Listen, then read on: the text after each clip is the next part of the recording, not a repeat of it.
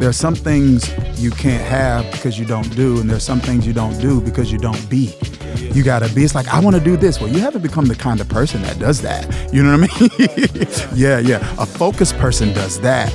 A disciplined person does that. A committed person does that.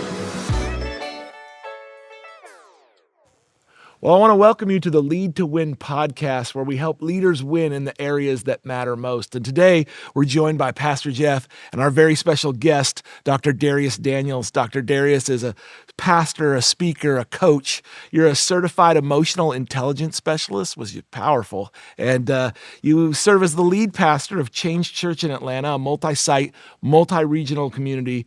And I was impressed by the fact you got your undergraduate from Millsaps, postgraduate degrees from both Princeton and Fuller, serving, coaching, pastoring, speaking. In many ways, you guys have similar backgrounds and similar experiences. We're working from spending the last few days here at our leaders gathering, helping pastors and leaders from maybe 150, 175 different churches around the area. Both of you guys are in the season of growth and momentum, things really exploding in your ministry environments. You're leading growing churches, you're coaching leaders. When a leader hears about you, a lot of times they think, well, man, they must be an overnight success. Bring me into a little bit into the world of what it actually takes to produce the momentum and to get to the space where you guys are at.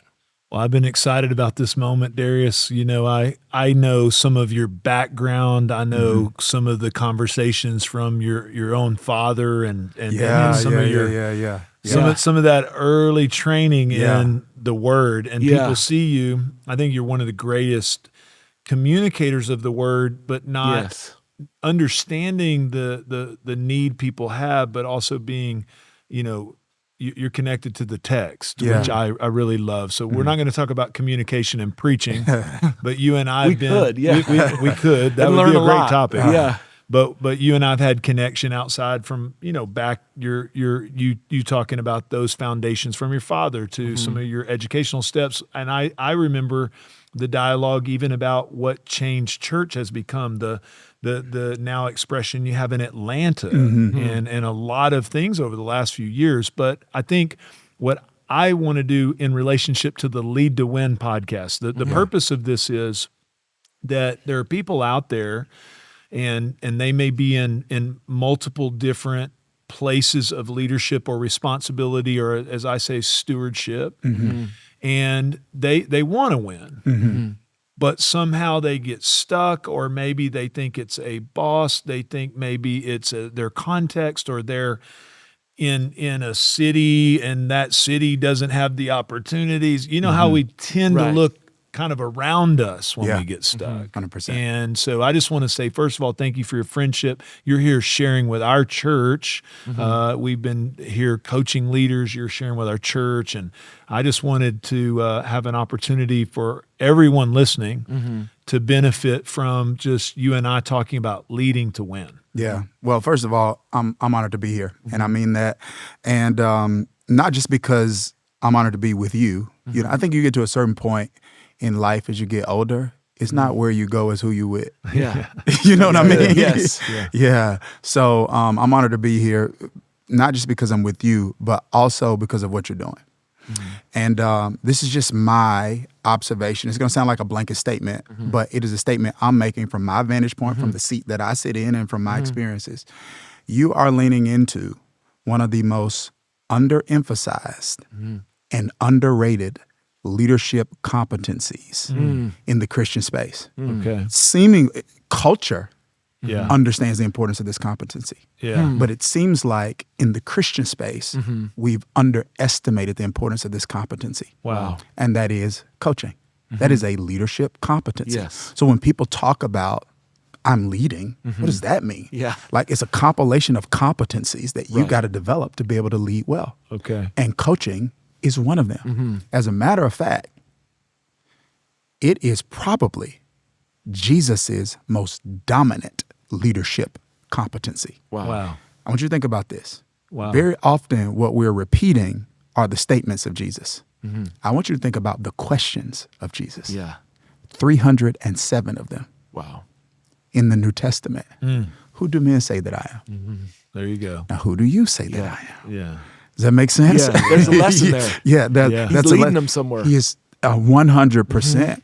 And it is the way you create transformations without creating codependency. There you go. There you go. You got That's me? powerful. Say that again. That's really good. Coaching is one of the ways you can create transformations without creating codependency. Wow.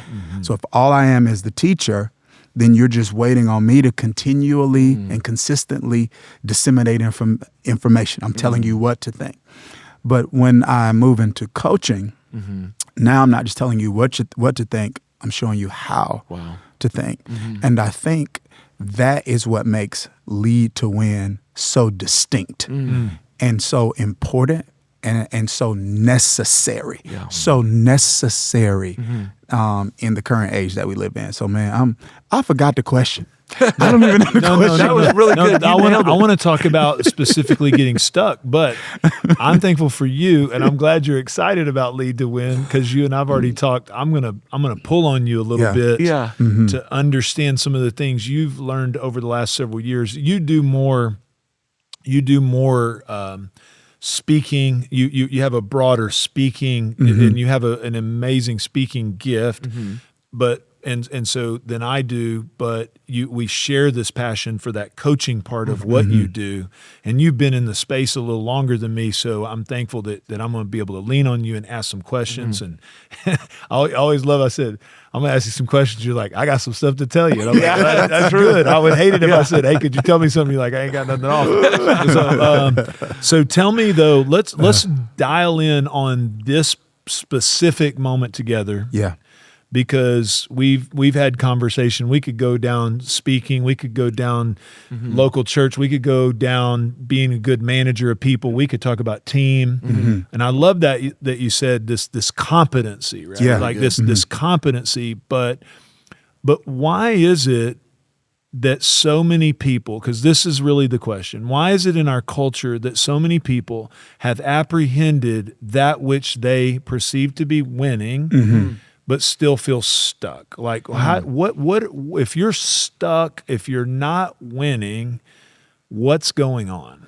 Yep. So the reason people feel that way is something, you were talking off camera. It is one, I don't think people have, I don't think a lot of times people take the time to customize like their own definition of success. Right. Right. And so you talk about this, like, I think there's this one axiom, some people spend their life climbing their way to the top of the ladder, get to the end of their life, and realize they leaned in against the wrong wall. Yeah. So I think that's part of it. But generally speaking, if someone's stuck, there are probably about 3 or 4 reasons in any area of life. Okay. As to why they're stuck. Right. All right. Okay. So the first one's going to be the first place I'm going to tell people to look is character. Now, particularly in the faith-based space, when you say that, people think ethics. Right. I'm assuming you're ethical. Okay. Right. But You'd hope. Yeah. But that's not what I'm referring to when I say character. Right. I'm talking about traits. I'm not talking about ethics. I'm talking about optimization.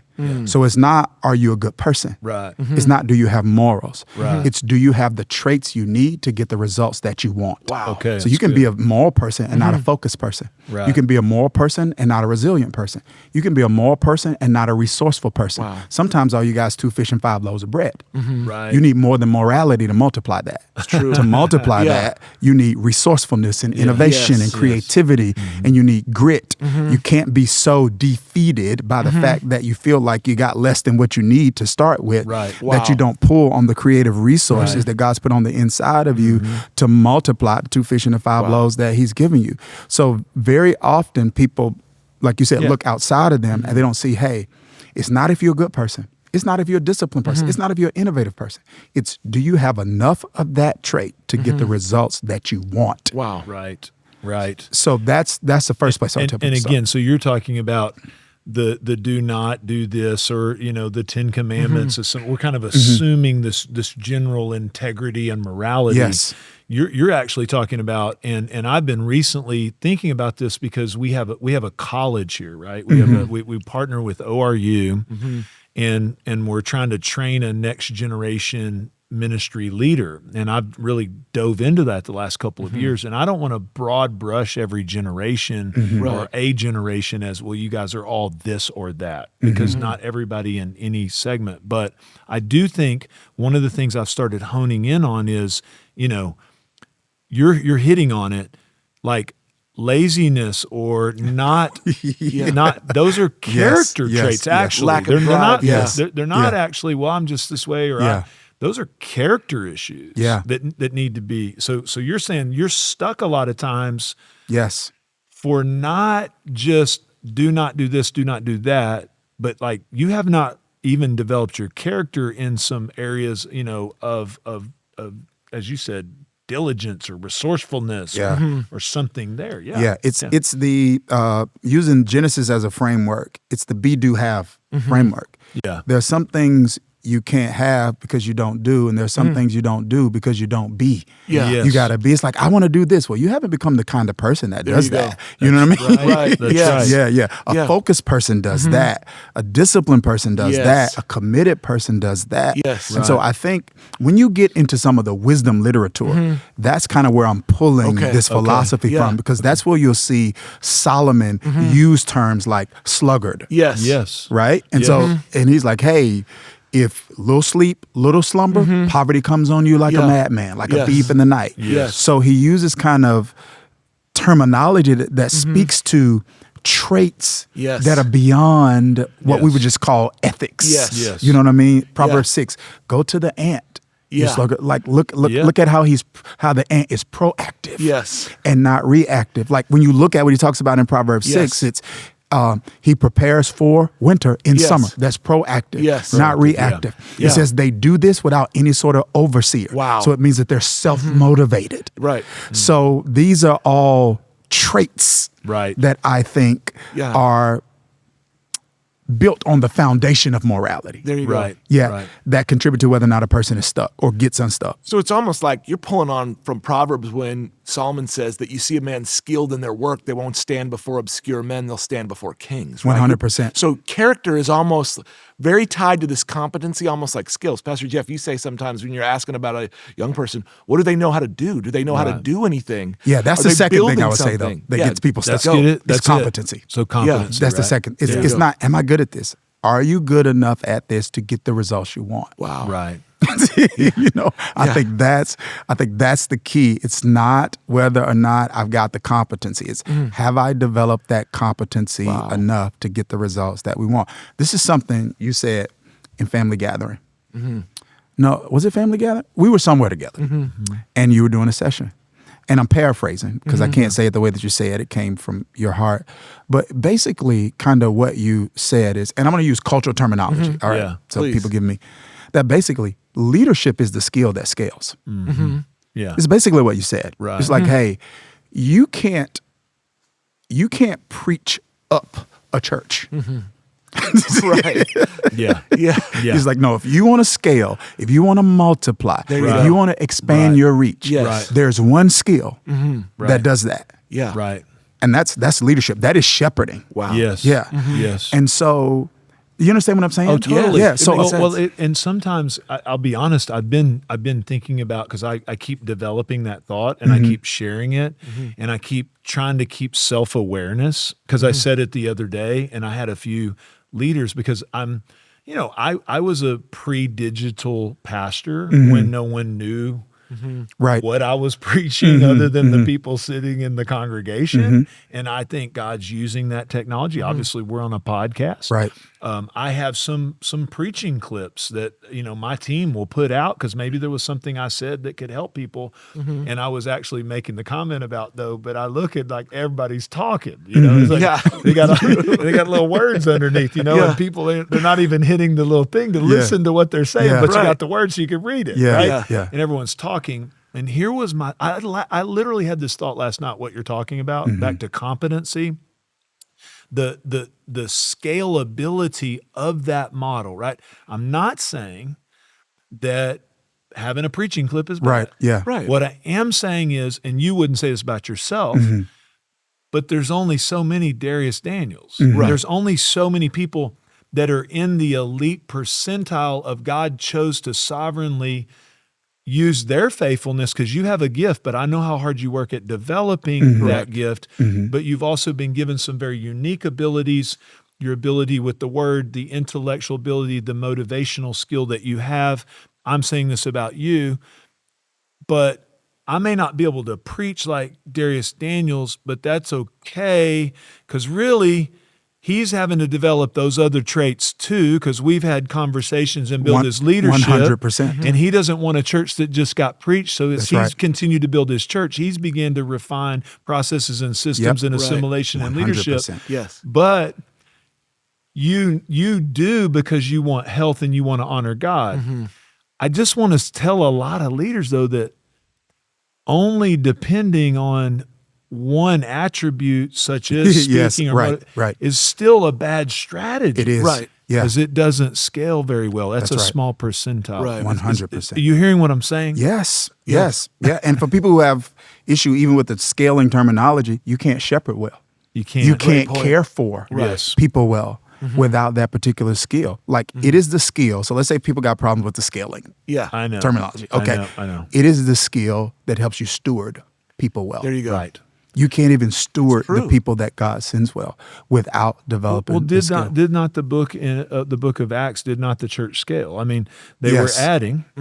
They added a lot of people. Right. But then they get out here a few chapters, and now they got to be like, well, look, we're gonna focus here, and you're gonna focus on that, and we're gonna do that. And then it says they multiplied. That's so right. a change Yes. Right. in how they were Yes. operating and what they were doing resulted in multiplication. And that was the leadership competency though. That is Yes, Acts 6. it's So true. in Acts 3 and 4, they're preaching. They're preaching. communicating. Yes. Communicating. And it creates a spiritual harvest Right. of people Yes. that now they are not stewarding properly. Yes. So widows and Grecians are being neglected in the daily distribution of Right. food. Right. So now they have preached up a crowd Yes. that their preaching can't steward well. Very So well. now they have a leadership conversation Yeah. and make a leadership decision, appoint deacons, Right. add systems, add structure Yeah. to actually steward the people well. And that happens so quickly, right? Yeah. Like the first time Peter preaches, 3,000 there. So Yes. people tend to think the early church that they were just this huddled together.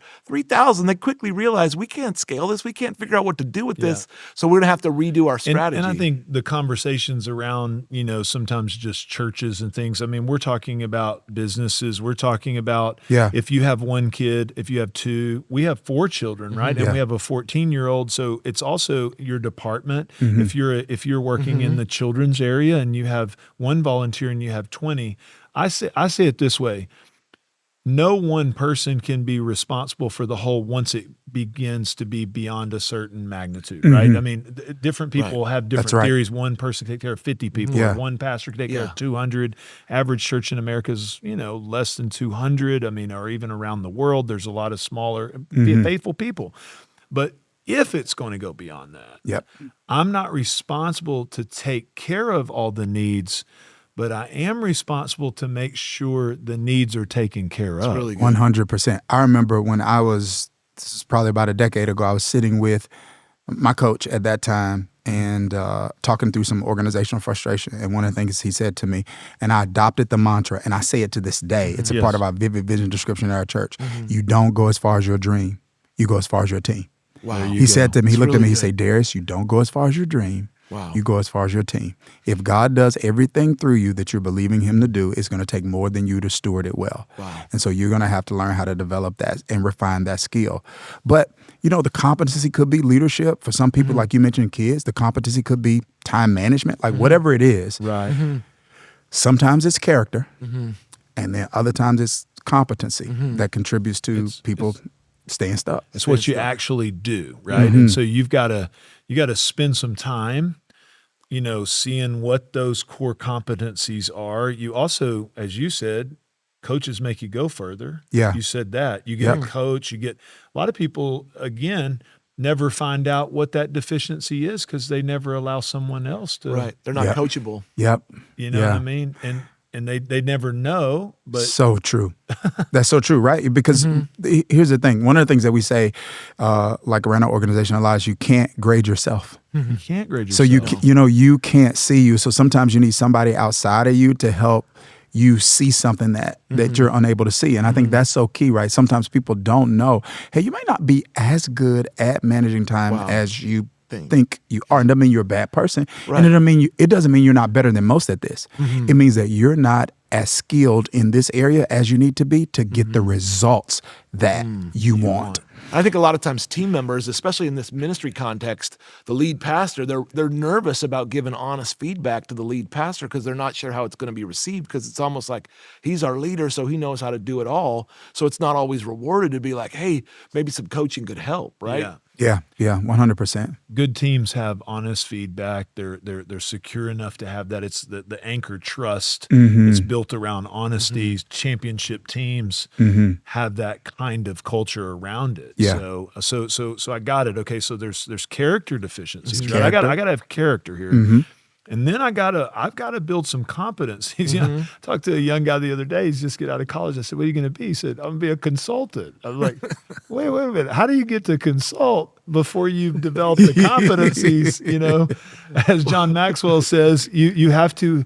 You have to you have to have did before you get to do. Yeah. Yes. So what's the next one? What do you do? So the next one, it's kind of like the two more, and they're kind of related. So one is, the next one's going to be goals. Yeah. And, for me, this kind of goes back to the conversation that we had earlier about kind of having the courage to customize what success looks like for you in this season. So for me, my commitment is to self-optimize. A former chaplain at Harvard, Elton Trueblood, said, intentional mediocrity is sin. Wow. It's bad stewardship.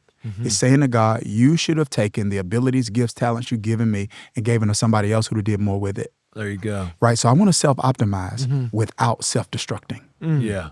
Yeah. Those two things are very important. Yeah. So we're talking about winning. Like, if I'm optimizing and I'm self-destructing, I'm not winning. Right. You know what I mean? Yeah. Don't you think that a lot of times is, because I've been thinking about that in winning too, a lot of times that optimize or maximize or even success or be better, if it is you being the best God's called you to be, or you being, again, not the best. Yes. Where we mess up is we go, I'm the best. Wow. Instead, I want to be my best. My best. So that's a stewardship that. statement. Right. Being I like that. my best is a stewardship statement. Well done, good and faithful servant. Where I think where we end up good. imploding is we're actually optimizing or maximizing against the other person in our race. Some people don't believe winning is in the Bible, but 1 Corinthians 9 says, run the race to win. Yes. But where they miss it is the Bible uses battle metaphors and athletic metaphors. But in the athletic race, there is your race is not against the person in the lane beside you. The whole context of the passage is eternity. So this is back to Genesis. Here's the garden. Steward it. Keep it. This is Matthew 25. Be faithful with the little. You'll be given much. It's really I'm stewarding.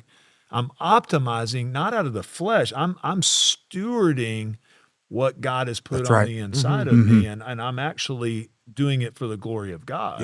Right? It's for other people. And for others too. It's for other people. Yeah, it's eternity based. Yeah. Because I mentioned the coach that told me you don't go as far as your dream, you go as far as your team. My life was transformed. I think my family was stabilized. Yeah. My emotional and mental health was, I'm gonna say, rescued because he chose to optimize. Wow. Yeah. So if he makes a decision not to become his best self in the name of unbiblical understandings of humility, then he robs me of the gift of his best self. Wow. Yeah. Which actually changed my life, because he was a pastor that stepped into coaching. Wow. And then when I had a burnout crisis and all of that, I got connected with him and it revolutionized my life. Right. That was the inspiration for me to step into coaching, because he so changed my life. Yeah. I said, I've been hearing sermons my whole life. Right. And this, it didn't do for me what this did, which Yeah. it was still the ministry of the word. Yeah. It's just a Right. different delivery Right. system, Yes. right? So still the ministry of the word. And I said, man, what this guy did for me, I feel called to do this for other Right. people. Yeah. So he would have robbed me Wow. if he wasn't his best self. He wasn't committed to winning. And really, we talk about coaching, like some people have, a call from God to help others in a different way. Right. We have pastor calls, we have shepherd, but every Christian is called to make disciples. That's right. Which at some level, we're all little coaches Yes, of Christ. Right. 100%. At Sure. some Yeah. level, because Yes. we're all called to give away what we've been given. That's right. And I think people get intimidated because you're like, I had this coach change my life, and Right. you coach, or even me. But even a mom out there, she's coaching some children. She's If you're a parent and you have teenagers, coaching is a parenting competency. Yes. it's 100%. Yeah. parenting Yeah. competency. Yes. Teenagers, they talking back at that Yeah, age. you better It's have like, thick skin. Yeah, you better be ready to go. It's like, Yeah. okay. Yeah. It's completely Yes. completely different. It's like, Yes. okay, I don't want you to just not do this outside my presence. Right. I want to convince you this Yes. is not good to I do. need you to know why. Yes. Yeah. Yeah. Yeah. So I think it I is mean, just in the old statement, like a boss gives you a job, Mm-hmm. but a coach invites you into a process, invites you into a team. And like you said, adjusting that at the teenage years is a big deal. Like you come as boss, Yes. you can kind of miss it That's a little right. bit. That's right. Come as coach, you might get received a little That's right. bit Yeah. more. you know? 100%. But what you were originally saying was, okay, our character, then our competency, and then we've got to define where we're going. That was- Right? gotta be clear. Without vision, we cast off constraint. So getting Yep. clear goals Yes. of this is where I really feel God has called me. I keep having a word come up in my head. I heard it years ago. Redemptive potential. Redemptive potential. What is my redemptive potential? What's right. my department? What is my small group? What is my family? What is because that's even a greater, I think, kingdom way of looking at a goal. That's right. Yeah. I'm looking at that eternal, that stewardship, that redemptive potential. And what I hear you saying, because I hear it keep coming out of you, if I know that Yeah. and I define that then pushes me to find out where the inconsistencies, where the incompetencies are. Yes. Yes. Yeah. To get to that. 100%. Yep. It exposes them. Exactly. Yeah, it does. 100%. That makes sense. I hear the similar language, the redemptive potential, and you talking about the self-optimization. So can you this, I'm hanging over here waiting for this fourth one. Do you have the fourth one that you're going to give Yeah, us? the fourth and the final one is this in terms of why people stay stuck or don't reach their redemptive potential. And so it could be character, it could be competencies, it could be lack of goals, lack of clear goals, right? Or it could be standards. This one thing about a couple of years ago shifted everything for me. Wow. Okay. Yep, it shifted everything for me. Okay. And I actually get it. I'm not going to go all through it, but I get it with Daniel and the preparation process Yeah. that he refused to go through because it violated Hebrew dietary restrictions. Wow. Yeah. And remember, you guys remember that, Daniel? Oh, yeah. Okay. Yes. Oh, So yeah. Wouldn't eat so from the it's a- king's table. Would not eat from Yeah. the king's table, Yes. but ended up getting a better result. Yes. Here's the thing. So this is what it showed me. The standard is not the ceiling. The standard is the floor. Wow. So you don't always get your goals.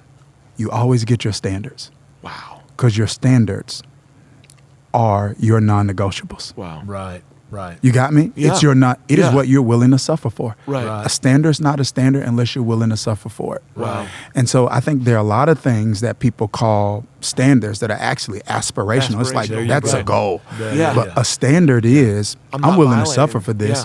I will not violate Yeah. this. Yeah. And here's the great thing about it. It shifted everything for me because I realized, Jeff, I couldn't reach my goals overnight. Yeah. I could change my standards in a moment. Wow. I could say, as of right now, I no longer tolerate this from me. Right. Wow. And that revolution. And so some people, it's like, yeah, you got your character, you got the competencies, you got the goals. You just don't have the standards. There you Wow. go. That's amazing. There you And go. Daniel ends up being 10 times better than everybody else, right, as a result of that choice. Yeah. Right. And isn't that what we see so many times? We see it in Scripture where there's these insurmountable odds. I mean, the whole Bible's full of that. Yeah. Like they held to their standard. God destroyed an army bigger than them. God parted a Red Sea. You know, we see it over and over, Yeah. and we see it in our lives. I mean, I'd like to encourage somebody out there. Whatever you compromise to get, you have to compromise to keep, right? And so there's this lure that, well, I could compromise the standard or not have the standard, and then I could get to it a different way. You know, Abraham and the different stories, right? Yeah. Like shortcuts. And so what you're saying is a lot of times people are not winning and not winning at what matters most and not feeling fulfilled, really, is also what we're talking. We're talking about words like fulfillment, significance. Yes. We're not just talking about just the stuff that we do or what we do and what it produces. We're talking about something coming from a deeper place. And what I hear you saying is that there's a deception and a lure. That's right. And don't have aspirational standards, have actual standards. That's right. And you'll be surprised at what happens. There are proclaimed standards, and then there are actual standards. Yeah. And the fulfillment gap in your life is the gap between those two things. Wow. Yeah. So the more you close that gap, the more fulfillment you're actually going to have. Wow. It's true. Yeah. And so I've experienced that.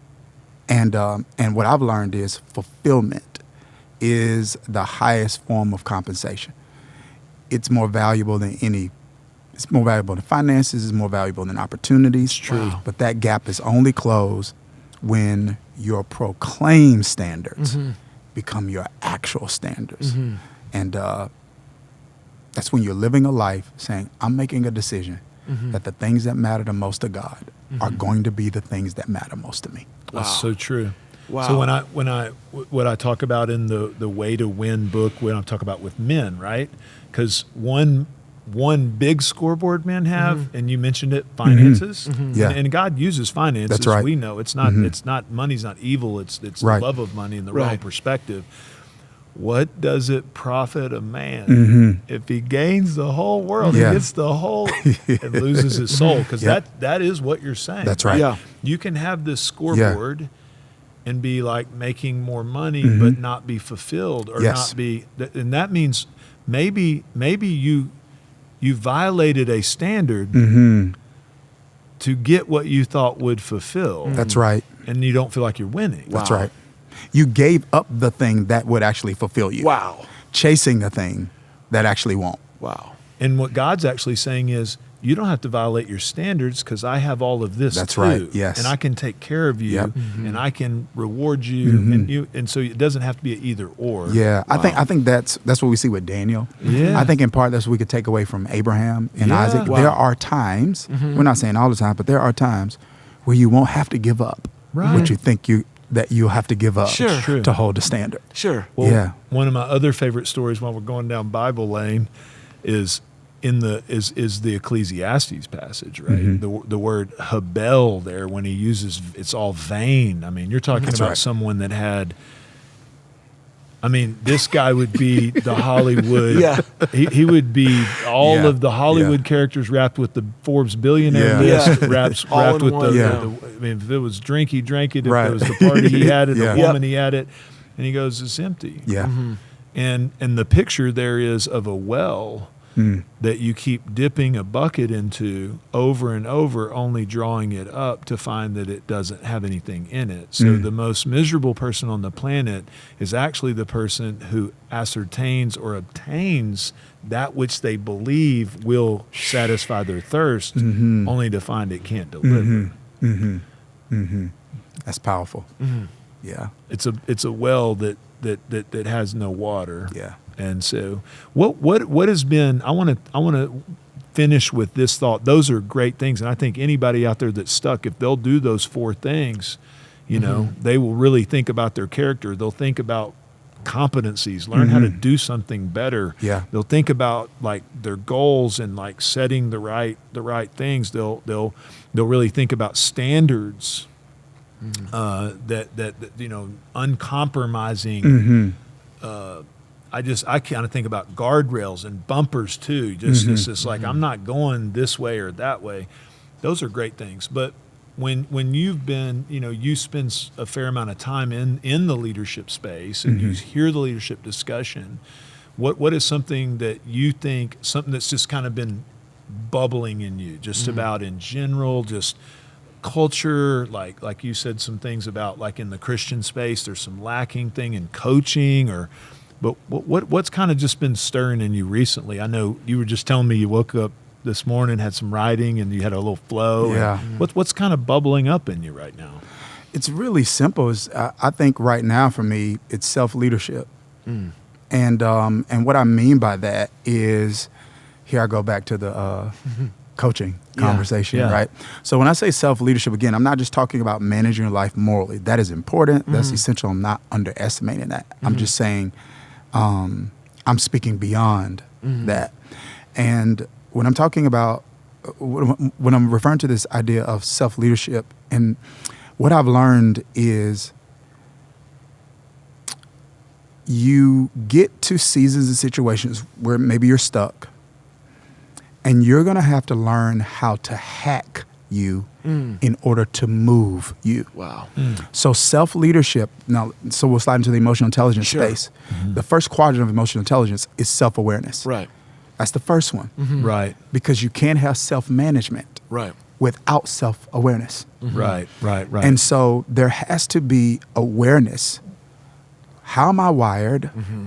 Where do I tend to get stuck? What contributes to me actually being stuck?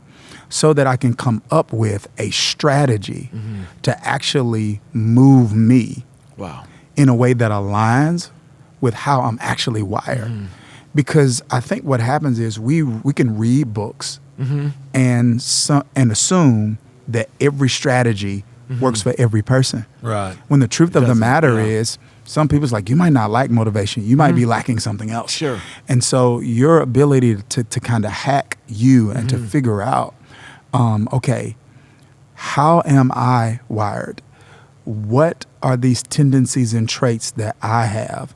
And then how can I try to coach myself into strategies and tactics that will help me manage some of these things that are actually creating misery for me or keeping me from reaching my potential. Isn't it interesting that, the self-leadership discussion, because every time we come back to, you're talking about self-awareness or your coach having an impact, and I know your personality, so but I will say one of the things that's got people stuck, because all that stuff you're describing has a piece to it that includes not being isolated. Yes. You follow me? Yeah. And you can't coach yourself. As you said, it's on your team. You can't grade yourself. You can't be aware of yourself. So isn't that kind of ironic that self-leadership, which is really where you're not trying to create codependency, and really a good coach isn't somebody that you're trying to keep in, perpetual all and they're not the time. micromanaging every detail. It's of not your like life. we're trying to keep you somehow dependent forever.